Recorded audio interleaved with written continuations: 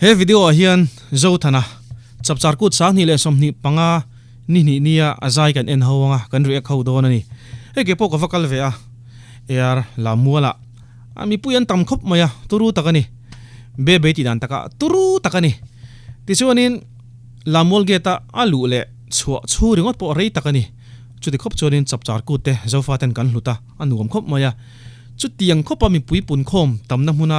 zai tur Zothana'n hi engtiang chenga thiam nge ni ti tun thwa henin kan en don ani nuam takani ke kai mel lir ani top mai ni pui takani vanal vel hetilai huna lo khal khom zong te in Zothana'n chap char kut ai vek bule Zothana'n te hi chu a figure te hi dika a palieda a mel po tha a nula tam tak ti boy tu ani me kani aman she sela dung emo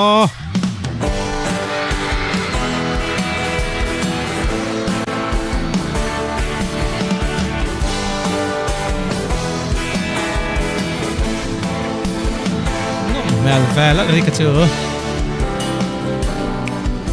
allo duan thiam nge che kwanu le ko hia cha chung chuang tu ran mo kan zo tang nuwa ma I chun le zua le lo a fam kim nge yang le ka chui thang val nun lui min ngai tir vong vong a moi lo big lem lo ka ma ngai mai cha chung chuang te ti ri o ka ngai na che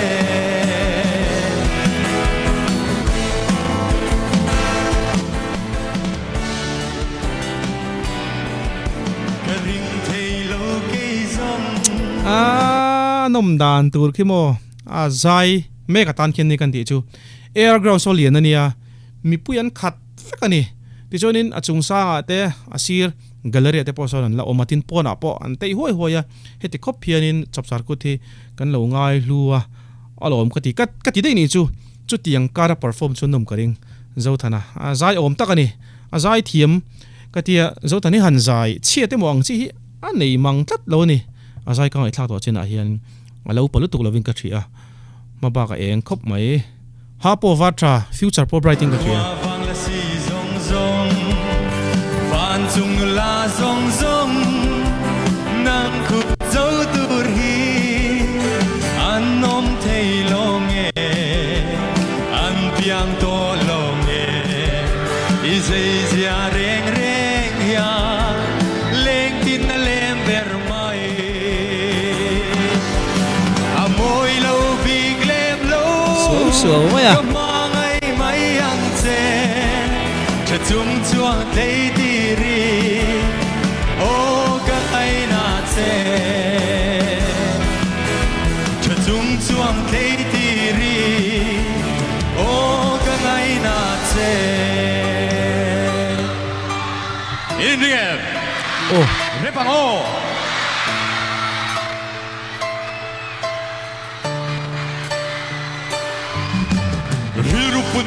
yo Lilzo-a Hla aron thak lak mai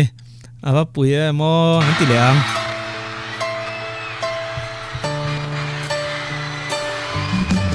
hirupun mga inang kanin ko engkim kan hu kan lo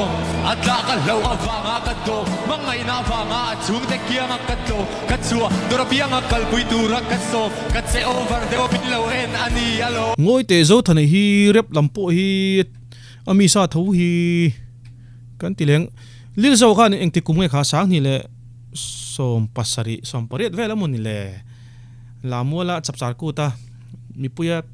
buk tir so na khomo sani som pasari ni ka ria Lilzo lo en se lunglen ve karing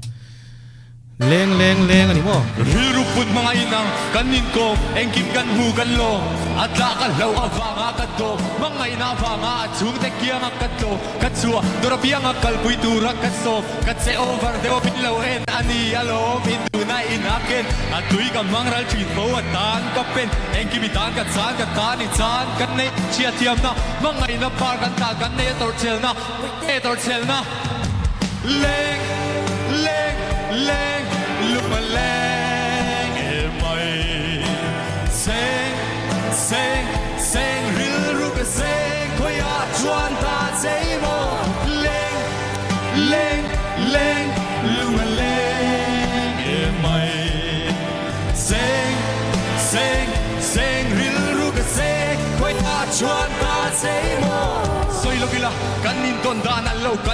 kalalaw kalpei ra kada kapon pes ya mai rualo amoy to lek kina samma sei to view karin lo lut tokin thilaron tiamo ki kan ngai thaman lawa kan ho dei local pay ra kada kapon pes ya mai rualo amoy to lek kina samma sei to view sin no ngai no be ka zone at letin na ding aming ka zo dre lo te a ding sana ka dong lo lu at ting ata cr6 sang som sarila ka teblu tu dai tin din kal lo nga avai me chi de ve o akor ha amu mai lo kan se da na ta hut puya hon du ni la ding fa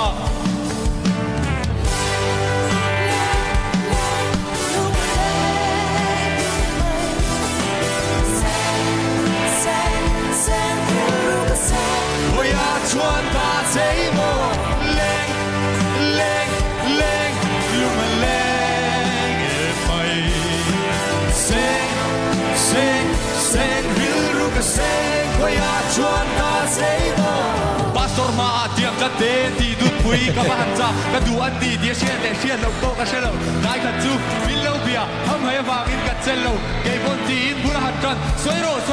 zero yo moi tak dai tha man mo des bal tak turan di awanga rem chang sia man lo tu min han chil eng bua ma ka chia lo tu moi le thon tu mai nom aka ta ka chu kan in vuan ka chan sin eng kim tu min vuan ni din kai tin kam ha tu shoi ho mai kan na lo ma wangin kan in min vuan ka in zam a shelo em ni yo kan in bangla da an tha te ka han chuia mi om thei chu Lilzo-a Hla te hi ahla thu te hi erin a hianin ngai to zui vong tur hi at ain zep nem ve rewing ka sia ngoro atopa Lilzo-a second wave chungchang kan soyang la thek shoi ho mai kan na lo ma wangin kan in min vuan ka in zam a shelo em ni yo kan in bangla da an tha te ka han chuia mi om thei sial riau ni chu me song sa du ta ko ri na ta ba ka ta lo ei vela chenom ko veng den an soi mi ta kai lo en go to ni sel lu ma le ko ya em mo peng ila se gila nge gila dam lai par kan che anga aha aba ti chi don ve mel sat na ni lo pia nan nan le lu ma le mai se ru ka se ko ya chuan ta sei ma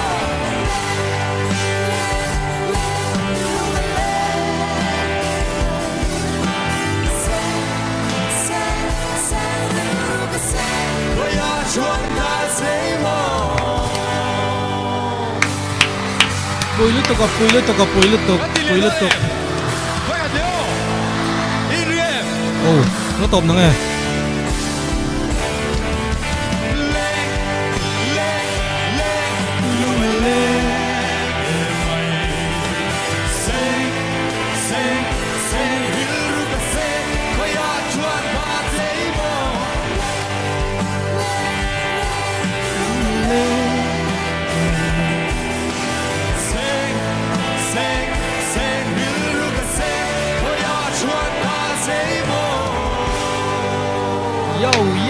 yo hello me Zothana'n hi kan hrianga tamzok chuanin thazol award ning ka hria sang ni le somni pali new artist an thlan ka ti kha ania credit kan pele teang organizing committee te thlanom tak an lo thlang ani hi Zothana'n hi ka soita ang khanin future eng khop mai ti chon kha Lilzo-a Hla te ron sa a fing ka tia kan soyang lokonga ni china ka soi kha Lilzo-a second wave turi tu na hianin doni changte te ho hian boi pui chawa nakin loka ahun hi kala soi don lova kala soi chho tura ngai la Lilzo second wave mo hey voi khat pian ve mana larmi lo te kan oma tin voi khat pian ve mana dam chunga tum ni lar the te pon oma entinan vanal pianga te po anita a chu tiang chuanin Lilzo hen chan san nei ni tuna hianin voi khataron lar vak to tuna hian second wave fantia aron lar le hloina chan si sang khop mai hiti hianin zofa te pun khom na ro pui chap char ku ta Lilzo-a Hla Zothana'n ron sale boxia chawang chan aboro ke engmo chen kha mo lo build up ve mai theini Zothana'n iwa zai thave la khat chen in ka sia kham om lo khop mai kan du to kang tun ta chuanin kham om lo tak zetin ka sia